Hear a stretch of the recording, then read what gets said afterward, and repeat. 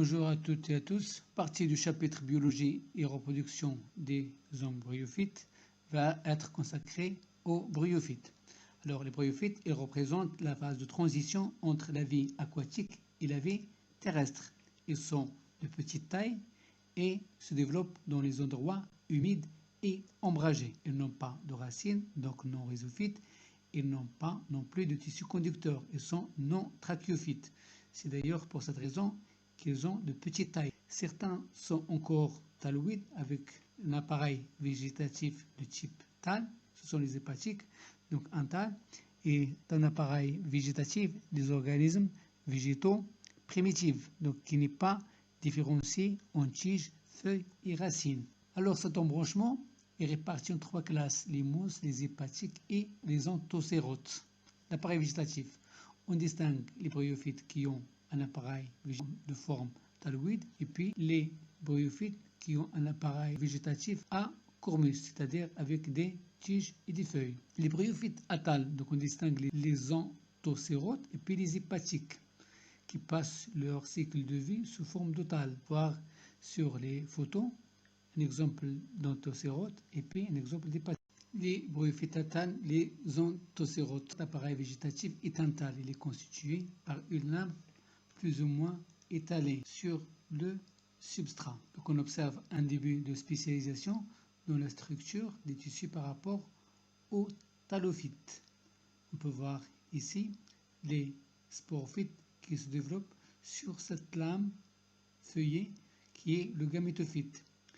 Les capsules formées sont à deux valves. Les hépatiques sont séparées en deux groupes. Alors le premier, il est athale, comme les anthocérotes, et les seconds sont avec des feuilles comme les mousses. Ils peuvent se confondre parfois avec les mousses. Les sporophytes qui se développent sur les gamétophytes ont des capsules qui s'ouvrent à quatre valves. Ici, on peut voir l'hépatique à feuilles qui paraissent donc aplaties, et puis les hépatiques athales. Alors les bryophytes à cormus, sur le sommet des tiges, on a des gamétonges mâles qu'on appelle les entéridés et puis des gamétonges femelles qu'on appelle des archigones. Il s'agit des espèces dioïques, c'est-à-dire on a des pieds mâles qui portent les gamétonges mâles et des pieds femelles qui portent les gamétonges femelles.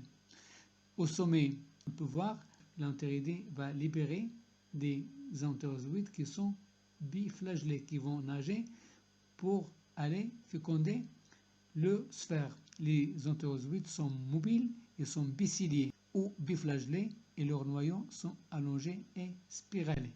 S'agissant des archigones, sur le sommet des pieds femelles, on peut voir des archigones. Avec au centre, on a un osphère. La fécondation. Alors, les entérozoïdes sont attirés par chimiotactisme positif par les sucres, le saccharose et les substances de mycélage du col archigonial. Ils sont attirés donc vers les archigones. Une fois la fécondation est effectuée par zooidogamie, la formation d'un zygote à deux N qui va se développer et donner un jeune sporophyte à deux N qui va se développer sur le gamétophyte. Par la suite, il va former au sommet une capsule qui va contenir donc des spores à un chromosome qui vont être libérés par la suite. Donc bien que terrestres, les mousses restent encore dépendants du milieu aquatique pour assurer la fécondation. On a ici un détail d'un sporogone, d'une mousse et puis des détails de la capsule.